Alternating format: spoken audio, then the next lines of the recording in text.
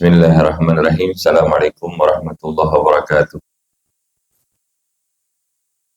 Al-Fatiha ila Rasulina wa nabina wa habibina wa syafiina Rasulillah Muhammad ibn Abdullah sallallahu alaihi wasallam. Thumma ila arwahi aba'i wa ikhwani min al-anbiya wal mursalin. Thumma ila arwahi azwajihi wa ashabihi wa ahli baitihi tayyibin at-tahirin. Thumma ila arwahi al-imam al-muhajir Allah wa ila Rasulullah Muhammad bin Isa wa sayyidina Ubaidillah bin Ahmad bin Isa. Wa thumma bil khusus ila ruh al-muallif sahib al-kitab الحبيب عبد الله بن علوي بن محمد الحداد. نوينا بقراءة رسالة على سلوك المريد كما ما نوائه وثم كما ما نوى آباؤنا وجدادنا ومشايخنا وسلفنا الصالح بقراءته ونفعنا بهم في الدين والدنيا والآخرة وإلى حضرة النبي محمد صلى الله عليه وآله وسلم. سر الفاتحة. أعوذ بالله من الشيطان الرجيم. بسم الله الرحمن الرحيم. الحمد لله رب العالمين الرحمن الرحيم مالك يوم الدين إياك نعبد وإياك نستعين اهدنا الصراط المستقيم صراط الذين أنعمت عليهم غير المغضوب عليهم ولا الضالين آمين. الحمد لله الذي هدانا بعبده المختار من دعانا إليه بالإذن وقد نادانا لبيك يا من دلنا وحدانا. اللهم فصل وسلم وبارك وكرم وعظم على ذات المحمدية والآل واغفر لنا ما يكون وما قد كان. سبحانك لا علم لنا إلا ما علمتنا إنك أنت العليم الحكيم. ربي اشرح لي صدري ويسر لي أمري واحلل عقدة من لساني يفقهوا قولي. أما بعد. Alhamdulillah, segala puji kehadirat Allah Subhanahu wa taala yang telah mengangkat berbagai macam musibah dari dalam diri kita tanpa pernah kita meminta, tanpa kita ketahui, dan Allah terus memberikan kenikmatan-kenikmatan kepada kita tanpa juga kita pernah meminta dan mengetahui. Bahkan jika kita ingin menghitung nikmat-nikmat dari Allah Subhanahu wa taala, niscaya kita tidak akan mampu untuk menghitungnya. Maka pujilah Allah, sembahlah Allah, karena Dia Allah Subhanahu wa taala maha dermawan dalam pemberiannya, maha lembut di dalam ketentuannya. Salawat dan salam semoga senantiasa tercurah kepada baginda Rasulullah Muhammad ibn Abdullah sallallahu alaihi wasallam, sang penunjuk jalan menuju keridhaan Allah Subhanahu wa taala. Semoga kita termasuk orang-orang yang dipanggil oleh Allah Subhanahu wa taala dalam keadaan kita menjawab panggilan dari Rasulullah sallallahu alaihi wasallam, mengikuti, meneladani beliau hingga kita mendapatkan kebahagiaan yang hakiki di akhirat kelak. Amin ya rabbal alamin. Pada pertemuan kita kali ini, di pertemuan kita yang lalu, kita sudah membahas tentang dua sifat dari seorang mukmin yang harus menjaga dua hal, yaitu sifat roja, sifat yang mengharap akan janji-janji Allah Subhanahu wa taala, dan sifat khauf, khawatir akan ancaman-ancaman dari Allah Subhanahu wa taala. Maka kita akan lanjutkan pembahasan kitab Risalah Adab Sulukul Murid di fasal yang baru. Qala al-muallif rahimahullahu taala wa nafa'na bihim fid dharain amin radhiyallahu ankum. Wa'lam ayyuhal murid anna awwal at-tariqi sabrun wa akhiraha syukrun wa awwalaha ana'un wa akhiraha hana'un wa awwalaha ta'abun wa nasabun wa akhiraha fathun wa kashfun wa wusulun ila nihayatil arab wa dhalika ma'rifatullah wal wusul ilaihi wal unsu bihi wal wuqufu fi karimi hadratihi ma'a malaikatihi baina yadayhi. Wa'lam ayyuhal murid, ketahuilah wahai para murid. Ketahuilah wahai murid adalah orang-orang yang menginginkan berjalan kepada Allah Subhanahu wa taala. Murid adalah orang yang menginginkan kedekatan di sisi Allah Subhanahu wa taala. Sedangkan murad itu adalah orang-orang yang diinginkan oleh Allah Subhanahu wa taala untuk mendekat ke sisinya. Kita di sini semua adalah sebagai seseorang yang ingin mendekat kepada Allah Subhanahu wa taala. Maka ketika dipanggil wa'lam ayyuhal murid, ketahuilah wahai orang-orang yang ingin mendekat kepada Allah Subhanahu wa taala, anna awwala tariqi sabrun wa akhiraha syukrun, bahwa awal mula perjalanan bagi kita untuk mendekat kepada Allah Subhanahu wa taala, awal mula perjalanan. Jadi sebelum kita berjalan, kita harus mengenal dulu tujuan kita dalam hidup ini apa. Seandainya kita ada undangan di satu tempat, diundang datang hari ini jam segini, kan kita harus tahu dulu nih, kemana kita mau menuju, bagaimana kondisi keadaan perjalanan saat itu, apa macet, apa hujan, apa panas, naik apa kita, mau naik motor, mau naik mobil, ya. Kita harus mengenali dulu tujuan kita ini mau kemana. Maka dengan begitu kita akan bisa mempertimbangkan bagaimana, jam berapa, harus naik apa, kita berangkat kepada tujuan itu dengan mempertimbangkan segala hal. Demikian juga kita di dalam kehidupan, ya. Kenali tujuan kita, dan setelah kita paham tentang apa yang ingin kita tuju di dalam hidup kita itu, anna awwalat tariq sabrun, maka awal mula dari perjalanan itu harus dimulai dengan kesabaran. Namanya baru mulai, tujuan masih jauh. Keadaan jalan tadi kita udah tahu, jalannya begini nih, mungkin macet, mungkin panas, mungkin kita harus ini, mungkin harus itu. Awal mula perjalanan harus dihiasi dengan kesabaran. Namanya kita baru mulai perjalanan. Tapi wa akhiraha syukrun. Tapi di akhirnya kita akan bersyukur. Bersyukurnya kenapa? Karena insya Allah kita akan sampai di tujuan kita. Apa yang kita harapkan kita dapat. Beda sama orang yang tidak mau berjalan. Dia tahu tujuannya, tapi dia nggak mau memulai perjalanan. Dia nggak bersabar untuk menjalani perjalanannya itu dengan segala ujiannya, dengan segala hal yang mungkin terjadi di jalan. Dia nggak mau bersabar dengan itu, nggak mau memulai perjalanannya, maka dia nggak akan sampai di tujuan. Adapun angan-angan dia untuk bisa sampai di tujuan, nanti di sana saya mau makan ini, mau ketemu sama si fulan, mau ngobrolin soal ini, nanti ada bisnisnya yang mau itu hanya angan-angan. Kenapa? Karena dia tidak mau memulai perjalanannya dengan penuh kesabaran dan menjalani hal itu dengan penuh kesabaran. Hidup kita menuju kepada Allah Subhanahu wa taala. Tujuan hidup kita tahu. Maka jalani perjalanan. Capek belajar, Beb? Iya, memang harus capek belajar. Harus beribadah? Iya, memang harus beribadah. Nanti dikasih ujian, ada uang, nggak ada uang. Dua-duanya ujian. Diuji sama pekerjaan, dikasih kenikmatan dari pekerjaan. Ya dua-duanya ujian. Sama keluarga, sama anak-anak. Ya ujian memang. Tapi ya harus kita mulai dengan perjalanan, karena pada akhirnya kita akan mendapatkan rasa syukur terhadap apa yang sudah kita lalui. Saya udah berjalan selama sekian waktu, ternyata sekarang saya sudah sampai pada posisi 20 tahun, 30 tahun saya bekerja nih, urusan dunia nih. Alhamdulillah sekarang saya sudah pada posisi seperti ini. Alhamdulillah enak hidupnya.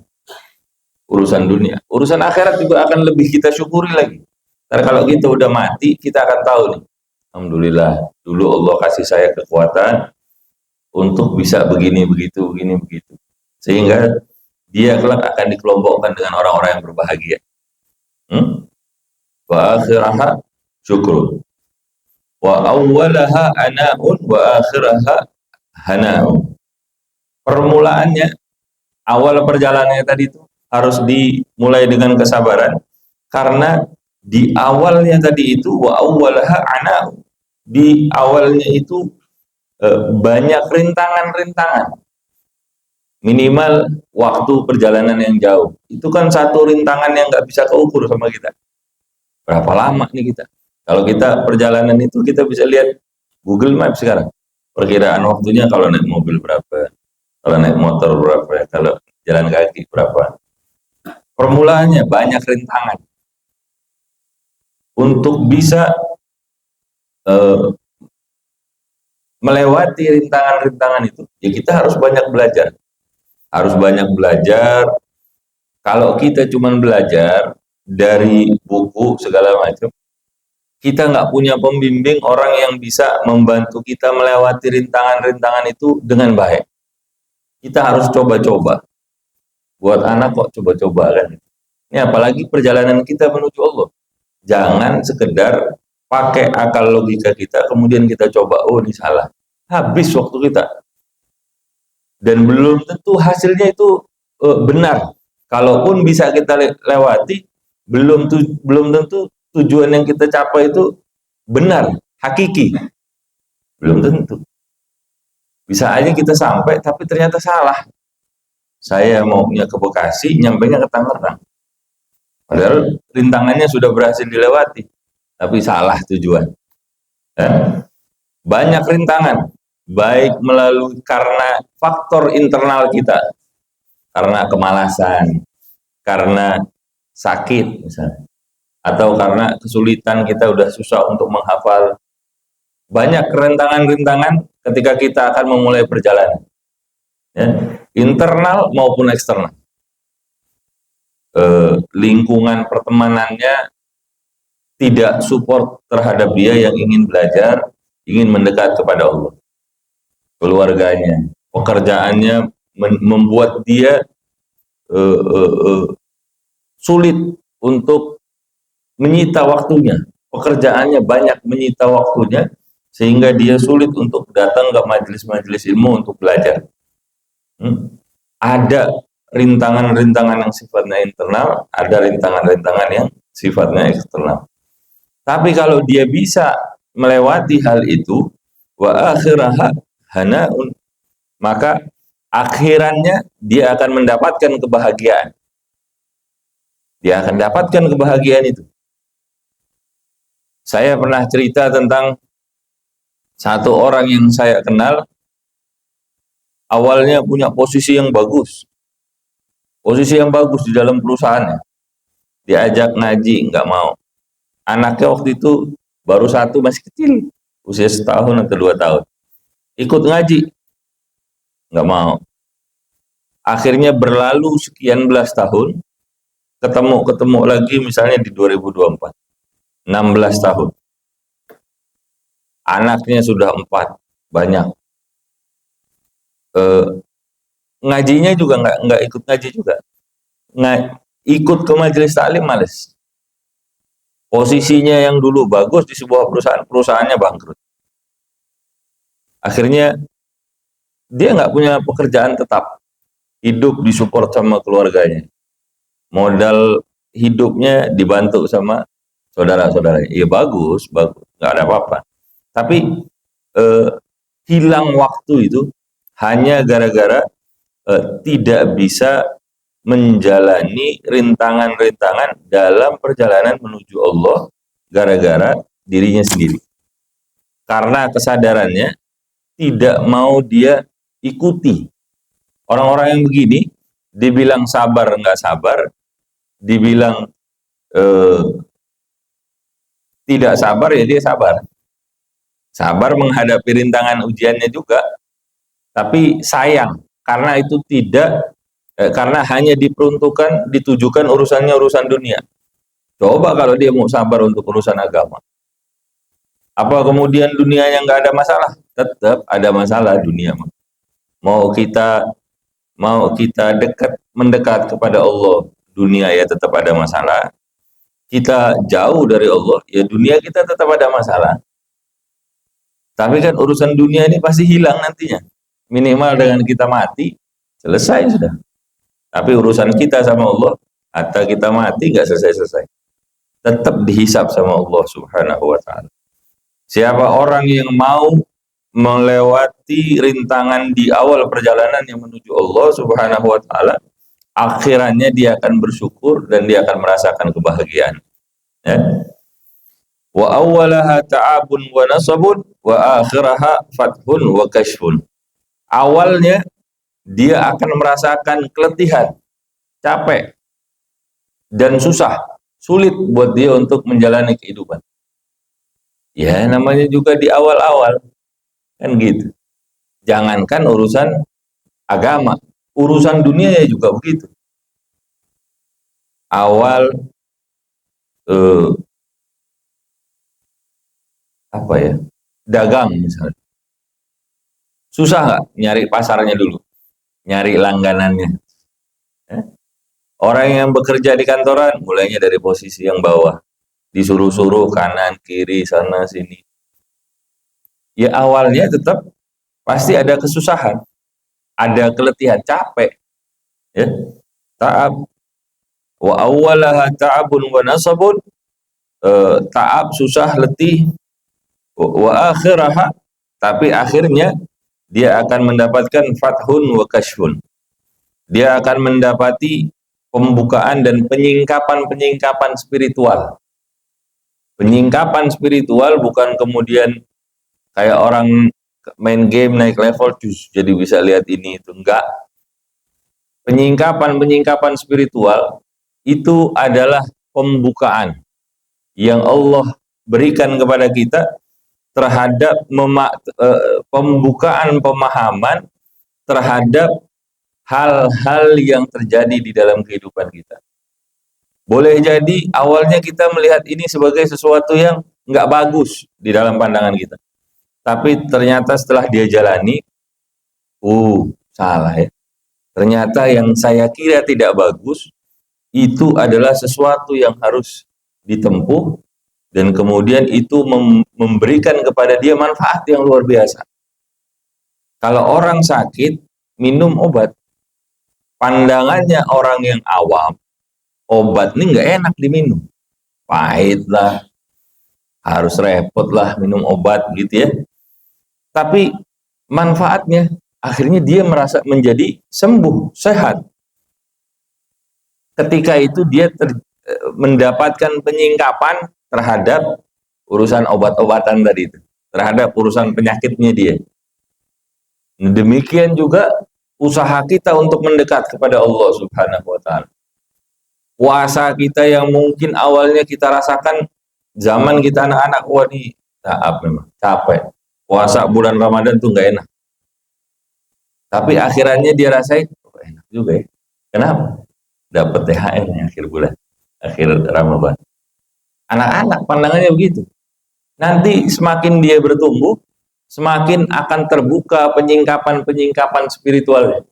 Dia akan mulai menikmati puasa di bulan Ramadan. Nanti dia juga akan lebih menikmati puasa-puasa ya di luar dari bulan Ramadan.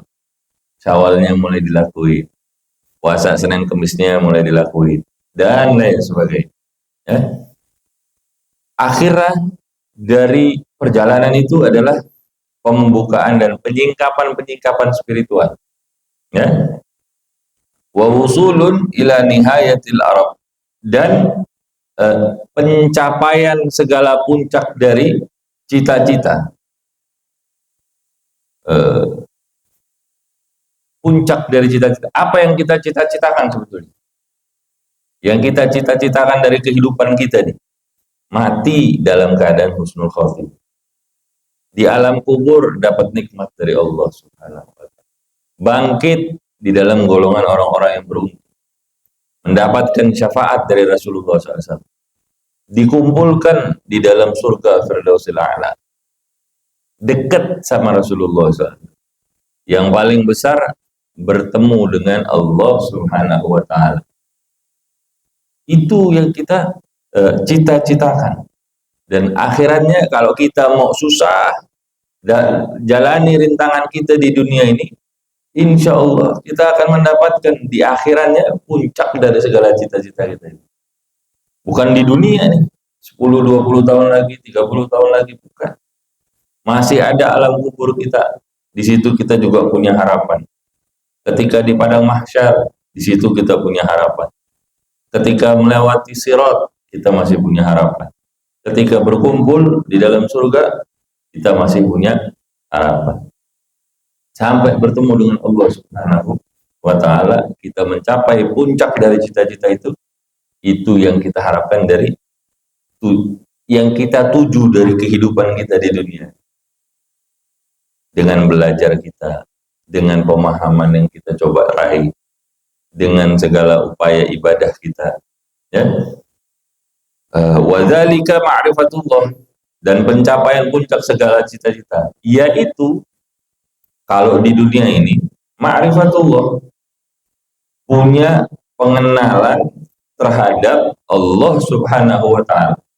Bukan jadinya kalau di dunia ini ma'rifatullah bukan kita tahu, kita samakan Allah dengan makhluk, enggak. Laisa kamitslihi syai'. Allah berbeda dengan makhluk. Kita kenal Allah dari apa sih?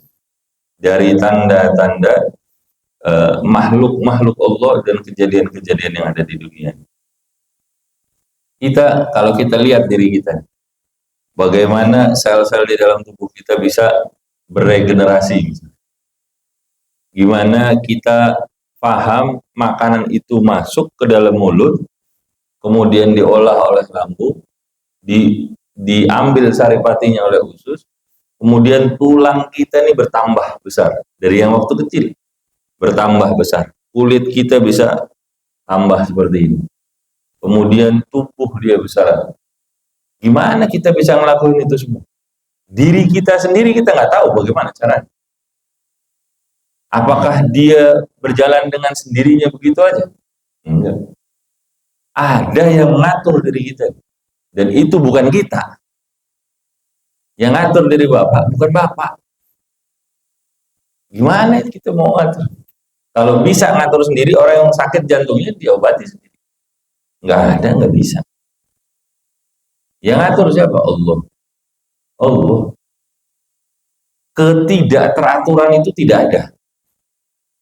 Acak itu nggak ada.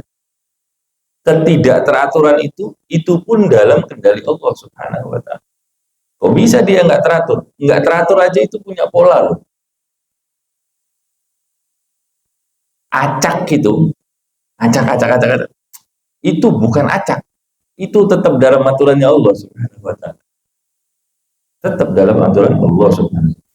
Kita mengenal ini semua, bahwa yang memberikan kita hidup Allah, yang memberikan kita rezeki Allah, yang menghidupkan, yang membangunkan kita Allah, yang membuat kita cerdas Allah, yang memberi ujian hidup kita Allah.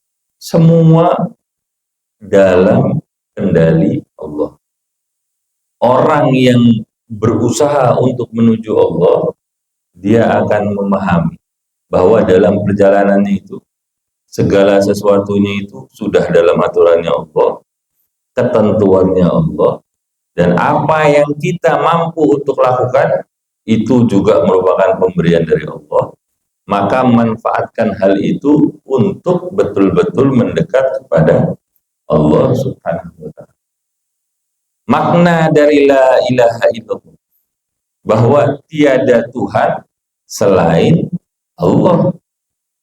Maka makna dari la ilaha illallah yang kedua adalah tidak ada maksud tujuan kita kecuali untuk menyembah Allah, zat yang maha benar untuk disembah. Kita tujukan penyembahan kita kepada Tuhan yang demikian, terhadap Allah Subhanahu wa Ta'ala yang tiada Tuhan selain Dia. Maka jadikan tujuan hidup kita yang ada di dalam diri kita untuk menuju kepada Allah Subhanahu wa Ta'ala. Wal wusulu ilaih, dan sampai kepadanya, sampai kepada Allah Subhanahu wa Ta'ala. Wal unsu bihi, dan merasakan ketentraman bersama Allah. Kita nih hidup kita penuh cobaan. Kalau kita kenal siapa yang memberi cobaan, maka kita akan tenang. Karena apa? La yukallifullahu nafsan illa wus'aha. Allah nggak akan memberikan cobaan kepada makhluknya melebihi kadar kemampuan dari si makhluk tadi. Kalau orang tahu yang ngasih anak itu kalau sama orang tuanya, kira-kira dia tentrem nggak sama orang tuanya? Dibandingkan dia sama gurunya misalnya di sekolah, yang ngasih ujian berat sama dia, itu orang yang menurut dia nggak kenal, orang lain itu, guru. Sampai ada orang kalau dikasih ujian tuh, wah kalau sama guru ini saya nggak mau. Tapi kalau sama orang tuanya seberat-beratnya, dia tetap akan manja anak itu sama orang tua.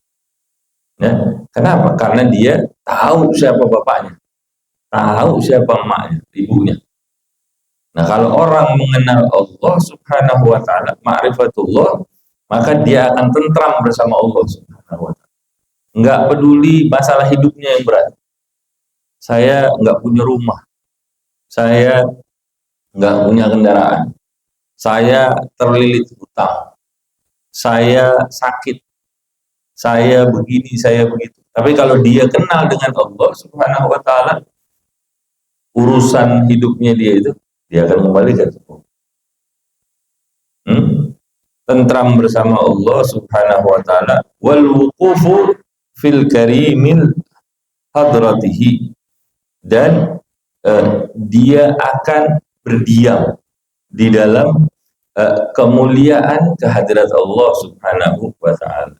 Nabi Ayub alaihi salam dikasih penyakit sama Allah kurang lebih 7 tahun, yang dengan penyakitnya itu dia dijauhi oleh banyak orang. Kemudian istrinya bilang, wahai Nabi Allah Ayub alaihissalam, minta sama Allah, ente Nabi Allah, kalau ente minta dikasih sama Allah Subhanahu wa taala supaya sembuh dari penyakit. Nabi Ayub kan bilang apa? Saya hidup berapa lama? Sekian puluh tahun. Berapa lama saya sehat? 70 tahun. Berapa lama saya sakit? 7 tahun. Ya, kalau dibandingin, ini kurang lebih bahasa saya aja deh. Saya ini baru sakit cuma 7 tahun. Dikasih kenikmatan sama Allah 70 tahun. Maka apa pantas saya mengeluh sama Allah? Saya ada satu sahabat di Ciranjang. Dia sempat bilang begini, Habib, saya ini malu mau minta sama Allah. Minta Ji, kenapa emang kalau nggak mau? Saya malu minta sama Allah. Kenapa saya? Dia bilang, apa yang sudah Allah berikan sama saya, ini belum bisa saya syukuri dengan baik. Maka gimana saya mau minta lebih sama Allah? Lain, kualitasnya lain. Beda sama kita. Udah dikasih sama Allah, alhamdulillah. Belum kita mensyukuri, udah kita minta tambah. Tambahnya nggak tanggung-tanggung. Wah, ini orang kalau kita lihat kehidupannya mungkin sama kita jauh secara urusan dunia, tapi secara pemahamannya tentang Allah kita jauh ketinggalan sama dia. Berdiam bersama dengan kemuliaan hadirat Allah Subhanahu wa taala ma'a malaikatihi baina yadayhi, dan juga bersama dengan para malaikat-malaikat Allah Subhanahu wa taala. Orang-orang yang memiliki kedekatan kepada Allah Subhanahu wa taala, dia akan merasakan ketentraman di dalam kemuliaan hadirat Allah, dan orang-orang yang begitu itu dimiripkan dengan malaikat secara kedekatan, dan dia sudah melepaskan semuanya sudah sama Allah. Wa man assasa jami'a umurihi ala sabri al-jamil, ala sabr al-jamil, hasala ala kulli khairin wa wasala ila kulli ma'mulin wa ghafira bi kulli maghlub. Siapa orang yang melandasi segala kondisinya, apa yang dia rasakan di dalam kehidupannya dengan kesabaran yang baik, ala sabrul jamil, dengan kesabaran yang baik, maka dia akan mendapatkan segala macam kebaikan dan akan mencapai segala cita-citanya dunia maupun akhirat, serta dia akan merasakan keberuntungan dengan apa yang dia cita-citakan tadi itu. Baik dia akan merasakan baik bentuknya dari apa ya, kondisi yang melanda kehidupannya, baik itu dianggap sebagai musibah, penyakit, urusan ekonomi, urusan pekerjaan, segala macam, baik itu urusan yang dia anggap musibah ataupun sesuatu yang dia anggap sebagai anugerah. Karena pandangan mata kita ini, apa yang kita rasakan bisa menipu kita. Kita anggap sebagai musibah, ternyata di baliknya ada kebahagiaan yang Allah simpan. Ada yang kita anggap sebagai anugerah, belakangnya bakal menjadi penyakit buat kita. Emang bisa kita ketipu sama diri kita sendiri? Sangat bisa. Contoh paling gampang itu urusan fata morgana. Kita ngelihat fata morgana, tahu ya Pak? Kalau lagi panas di ujung jalan kita lihat kayaknya ada air. Begitu kita samperin nggak ada tuh air. Itu mata kita sendiri menipu diri kita. Urusan dunia nih, nggak ada urusannya sama agama. Tapi mata kita sendiri itu menipu diri kita. Maka gimana dengan urusan agama kita? Kita mungkin tertipu dengan cara pandang kita. Kita tertipu dengan hawa nafsu kita. Kita tertipu dengan pengetahuan-pengetahuan umum kita yang sudah dijejelin dengan segala sesuatu yang nggak ada kaitannya dengan Allah Subhanahu wa Ta'ala, menjauhkan kita dari Allah Subhanahu wa Ta'ala. Siapa orang yang melandasi segala kondisinya dalam dia mengawali perjalanannya menuju Allah, dalam dia dalam pengalaman hidupnya menuju kepada Allah Subhanahu wa Ta'ala, yang mungkin dihiasi dengan rintangan, yang harus dijalaninya dengan penuh kesabaran, maka siapa orang yang menjalaninya dengan kondisi kesabaran yang baik tadi, maka dia akan beruntung dengan apa yang akan dia dapatkan. Ya. Wa'lam anna nafsa takunu fi awalil amri ammaratan ta'muru bisyarri wa tanha 'anil khair. Fahami. Nah, ini ketika kita mau berjalan. Fahami bahwa sesungguhnya nafsu yang ada di dalam diri kita pada awalnya dia akan menjadi nafsu ammarah. Ini ketika kita menuju kepada Allah, yang menjadi rintangan terbesar kita itu adalah diri kita sendiri. Nafsu yang ada di dalam diri kita sendiri. Dan awalnya nafsu itu pada mulanya adalah nafsu ammarah. Nafsu itu kan kalau dia tidak dikendalikan, kata Imam Busiri, an-nafsu katifli, nafsu itu seperti anak kecil yang kalau dia nggak disapih dia akan terus nyusup.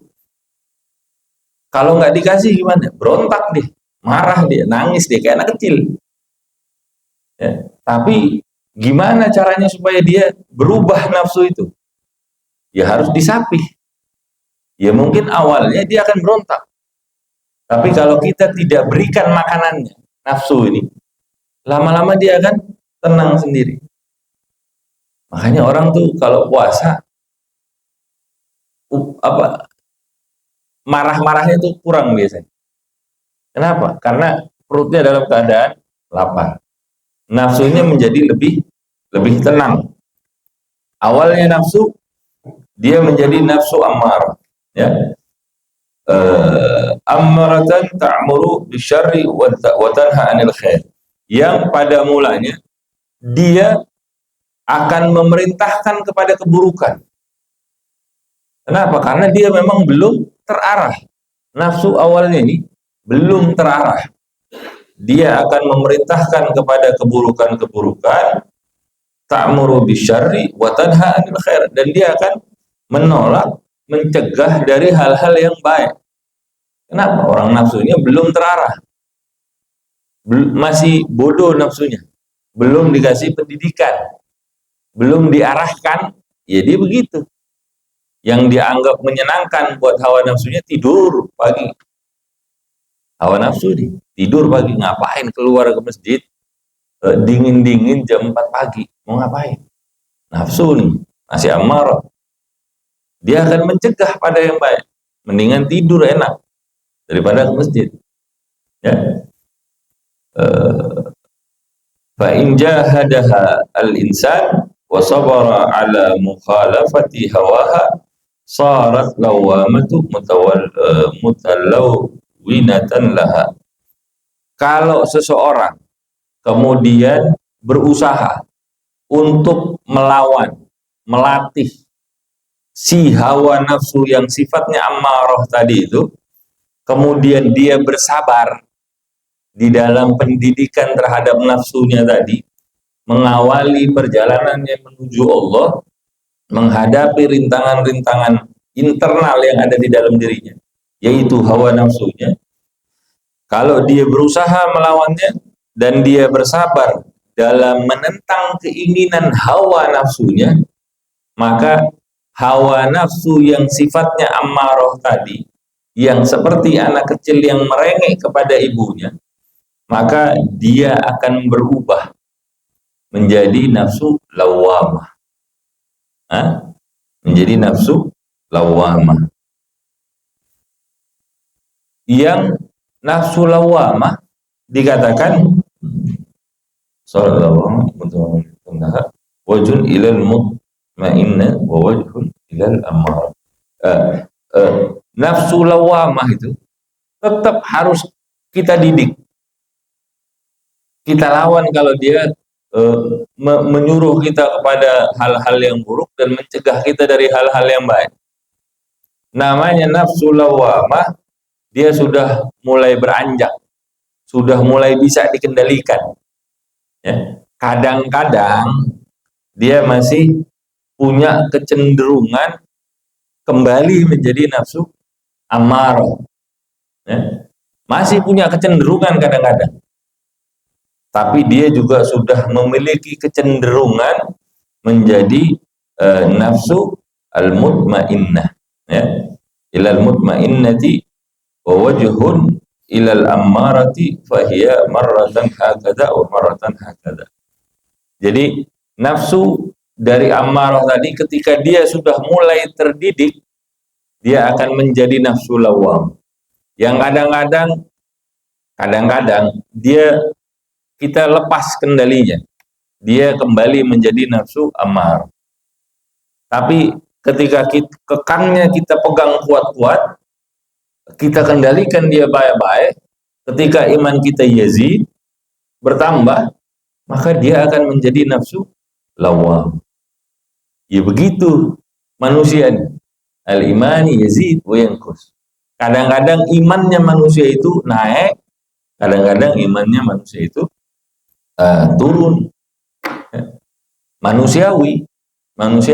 Tapi sama-sama kita belajar, kita berusaha untuk kita pegang kendalinya si nafsu tadi itu dengan kendali yang kuat, sehingga kecenderungan dia kembali, si nafsu kembali menjadi nafsu ammaratun bisu.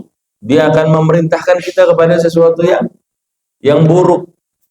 Maka coba kita berusaha dengan apa yang kita bisa untuk mengendalikan dia menjadi nafsu mutmainnah, yang kita minta sama Allah Subhanahu wa ta'ala.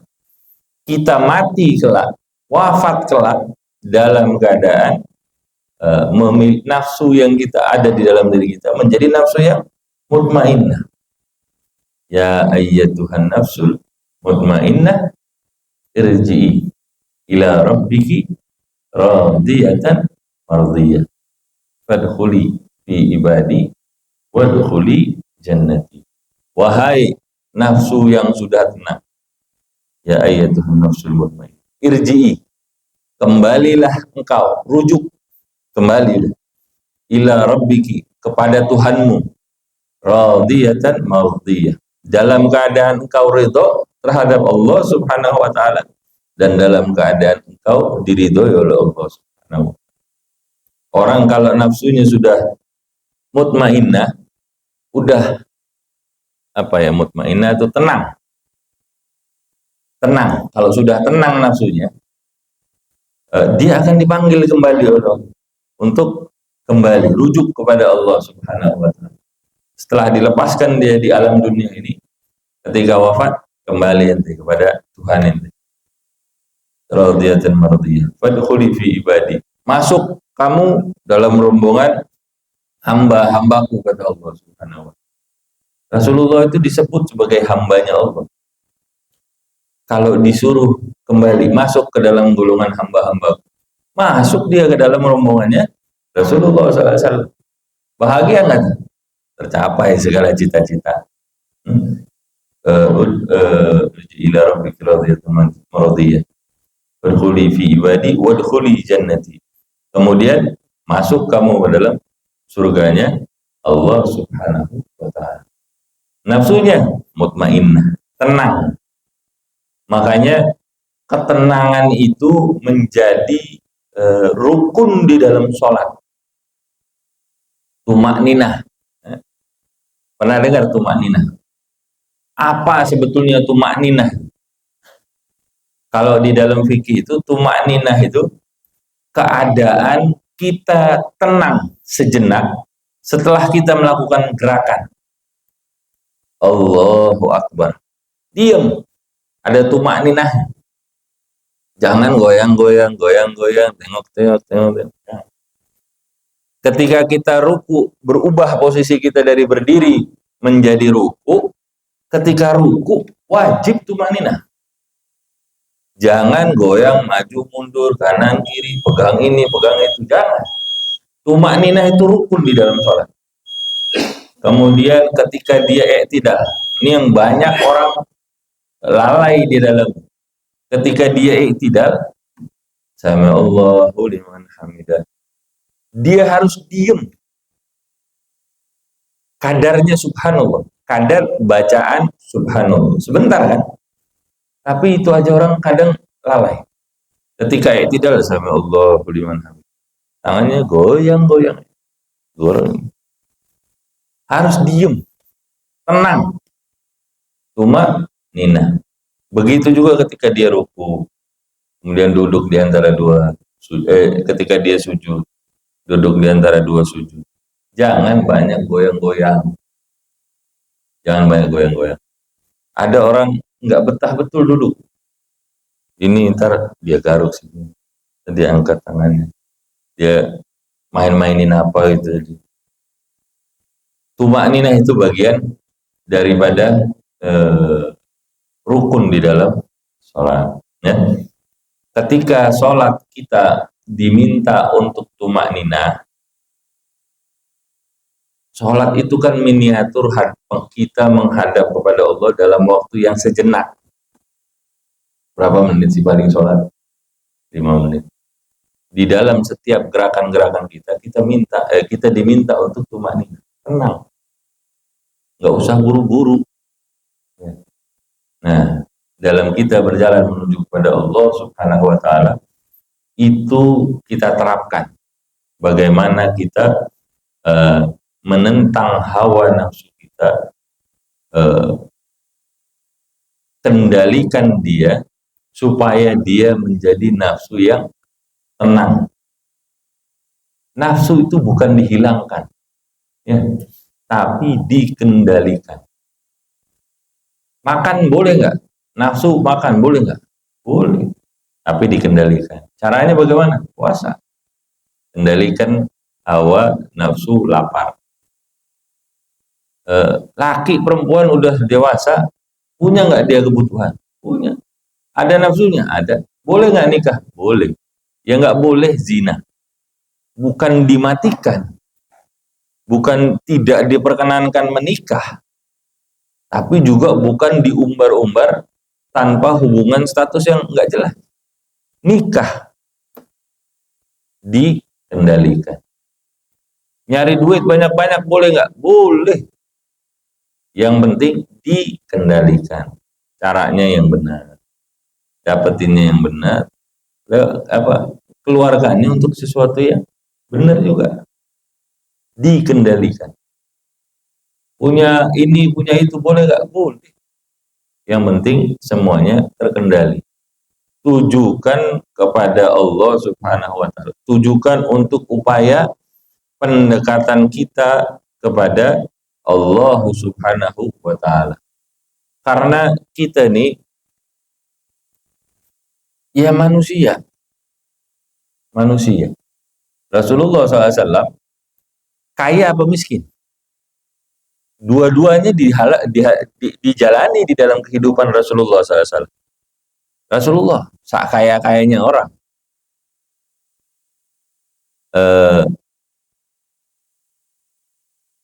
Lamarannya Rasulullah SAW berapa banyak itu? Kalau 80 ekor unta, satu unta sekian puluh juta, sekian belas juta, 20 juta misalnya. Kalau 80 berapa? Berapa? 1,6 M lamarannya Rasulullah SAW. Rasulullah pernah ngasih unta kambing itu yang memenuhi lembah. Pernah nggak kita sedekah segitu? Saat memenuhi lembah Gunung Salak lah nih, misalnya, atau lembah Yaman, dikasihkan sama Rasulullah sama orang. Kurang kaya apa Rasulullah? Tapi kekayaannya tidak menjauhkan Rasulullah SAW dari Allah Subhanahu wa Ta'ala. Enggak seperti Korun. Semakin dia kaya, semakin jauh dia dari Allah Subhanahu wa Ta'ala. Cara pandangnya jadi berbeda nih. Orang yang kenal sama Allah sama orang yang nggak kenal sama Allah. Orang yang nafsunya masih ammaroh sama orang yang nafsunya sudah mutmainnah, sudah terkendali. Rasulullah kalau mau kaya-kayaan sama Korun, kaya Rasulullah. Tapi Rasulullah pernah nggak hidup susah? Dalam pandangan manusia, Rasulullah hidupnya susah. Tapi itu bukan karena kelalaian. Kalau kita nih hidup miskin karena kita nggak mungkin kurang usaha, mungkin kesalahan kita dalam berbisnis dan lain sebagainya. Rasulullah minta sama Allahumma ahyini miskina wa amitni miskina. Ya Allah, hidupkan saya dalam keadaan miskin, wafatkan saya dalam keadaan miskin, dan bangkitkan saya kelak di zumratul masakin, di dalam golongannya orang-orang yang miskin. Minta Rasulullah begitu. Itu memang gaya pandang orang yang mengenal Allah. Miskinnya miskin apa sih? Miskin, merasa miskin dari Allah Subhanahu wa Ta'ala, sehingga dia menjadi orang yang paling meminta kepada Allah Subhanahu wa Ta'ala. Paling minta sama Allah sampai di hari akhir, biar jadi orang yang miskin, supaya tetap minta sama Allah Subhanahu wa Ta'ala.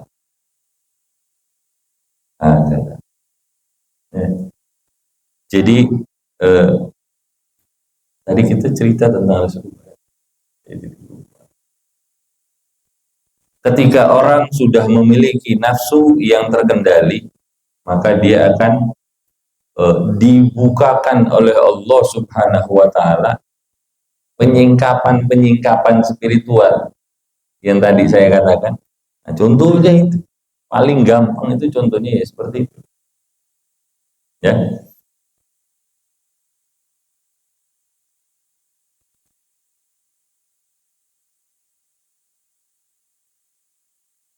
Kalau seseorang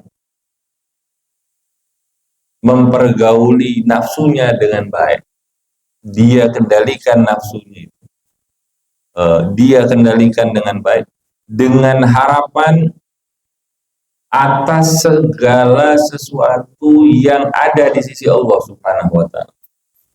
Dia kendalikan nafsunya, tujuan dia untuk mendapatkan rahmatnya Allah. Dia kendalikan segala macam nafsunya, ya, untuk mendapatkan keberkahan atas segala yang ada di sisi Allah Subhanahu wa taala, maka nafsu yang lawamah tadi itu, yang masih punya kecenderungan turun atau naik, kalau kita pergauli si nafsu tadi itu dengan baik, dengan segala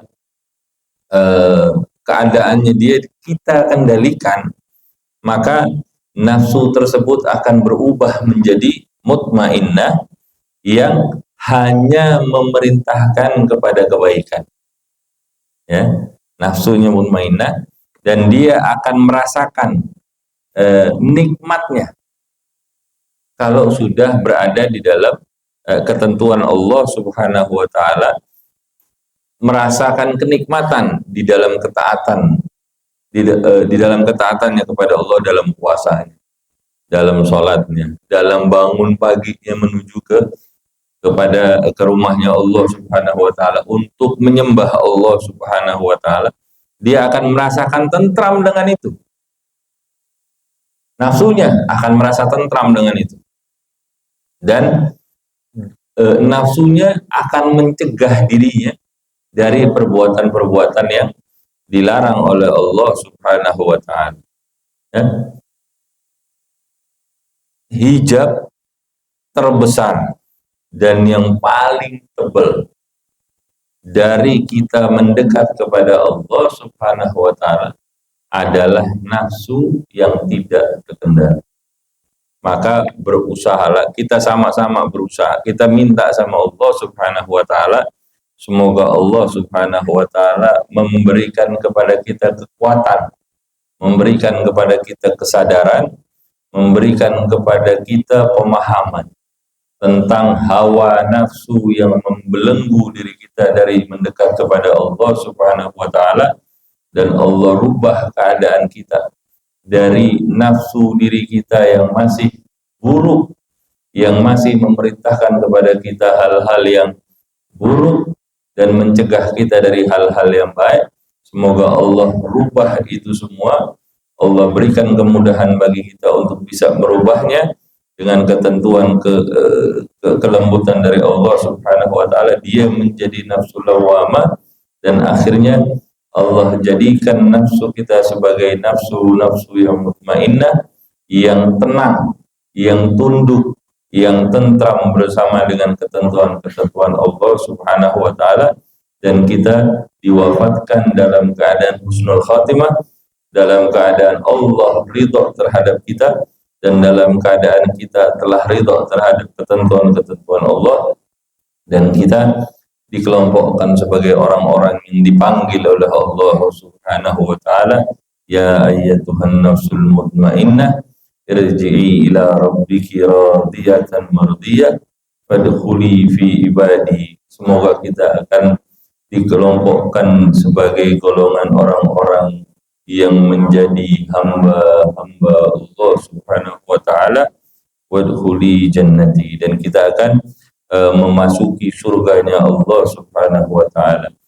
Demikian juga keluarga kita, anak keturunan kita, saudara-saudara kita, maka berikan pemahaman kepada mereka tentang hal-hal untuk mendekat kepada Allah Subhanahu wa taala. Ala hadhihi niyyah wa likulli niyatin salihah wa ila hadratin nabi Muhammadin sallallahu alaihi wa alihi wasallam bi sirril Fatihah.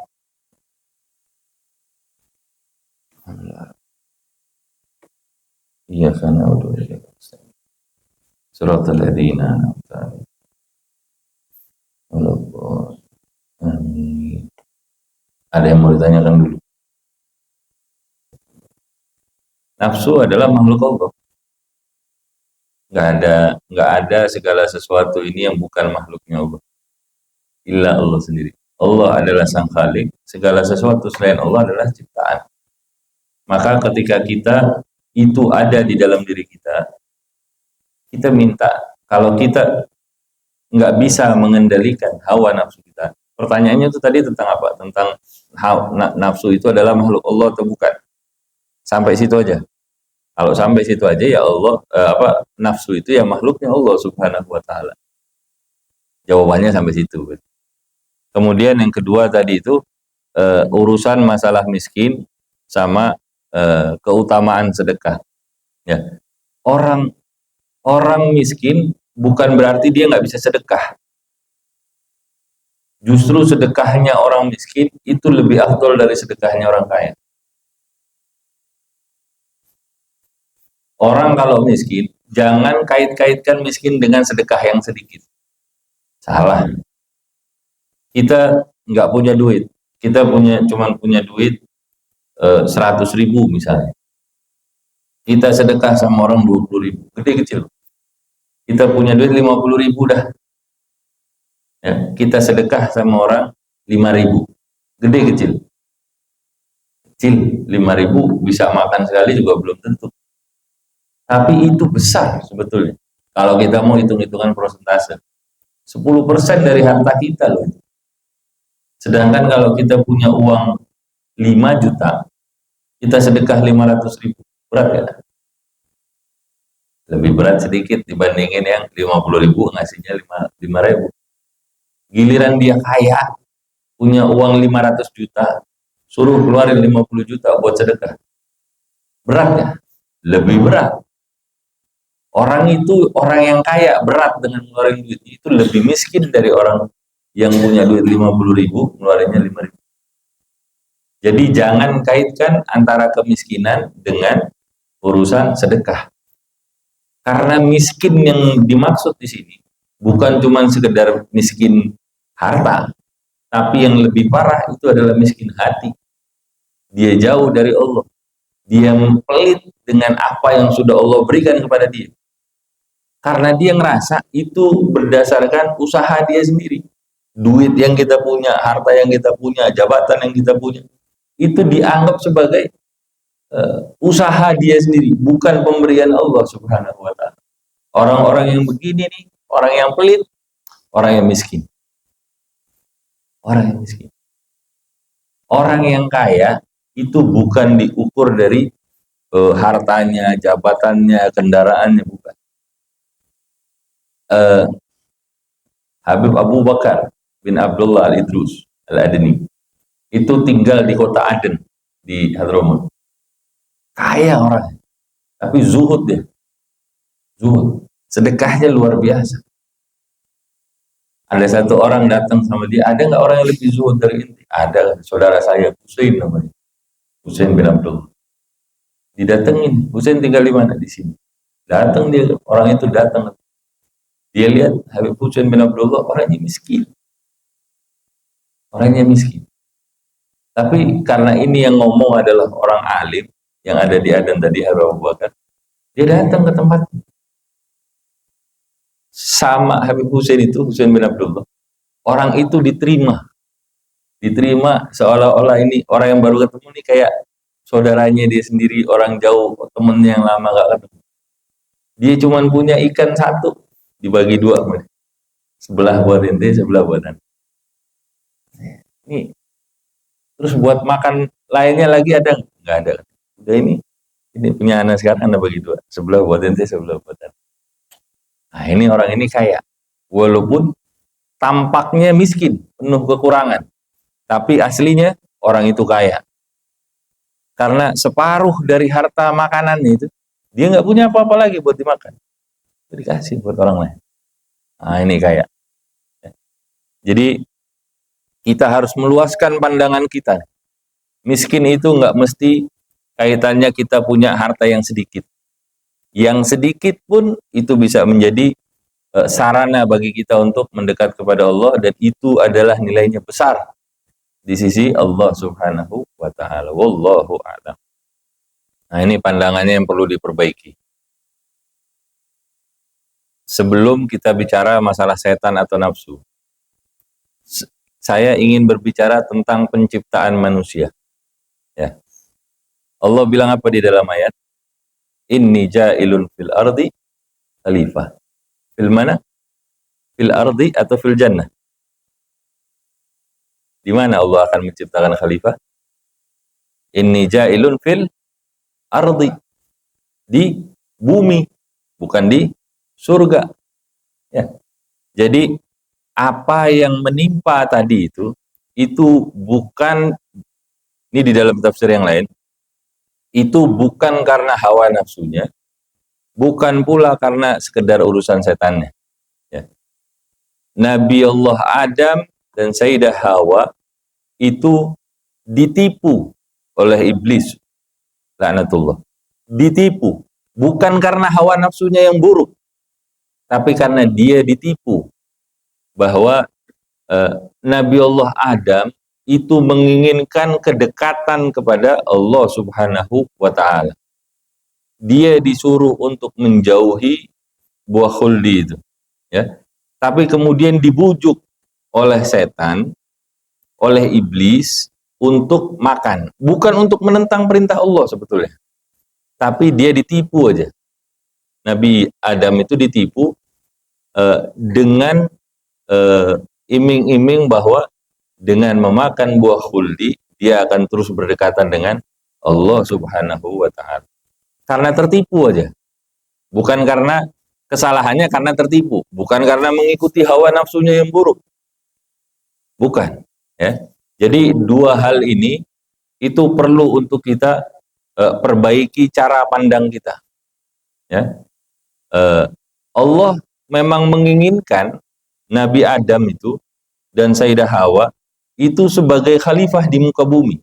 Jadi apapun ketentuan yang Allah tentukan kepada mereka itu hanya sebagai sabab, penyebab untuk terwujudnya firman-Nya Allah Subhanahu wa Ta'ala. Emang mau dijadikan khalifah itu di muka bumi. Dan yang kedua, mereka bukan sedang menuruti hawa nafsunya, tapi tertipu aja oleh iblis. Namanya orang tertipu, kesalahannya ada di mana? Bukan di dirinya sebetulnya, tapi karena dia tertipu aja. Namanya ketipu, yang salah ya penipunya. Ya, wallahu a'lam. Udah ya. Nanti hal-hal yang di luar itu kita bahas sambil ngopi, takutnya udah kesiangan. Ya. Kita tutup dengan doa kafaratul majlis. Subhanakallahumma wa bihamdika asyhadu an la ilaha illa anta astaghfiruka wa atubu ilaih. Kurang lebihnya dari saya mohon maaf. Wa'alaikum minkum. Assalamualaikum warahmatullahi wabarakatuh.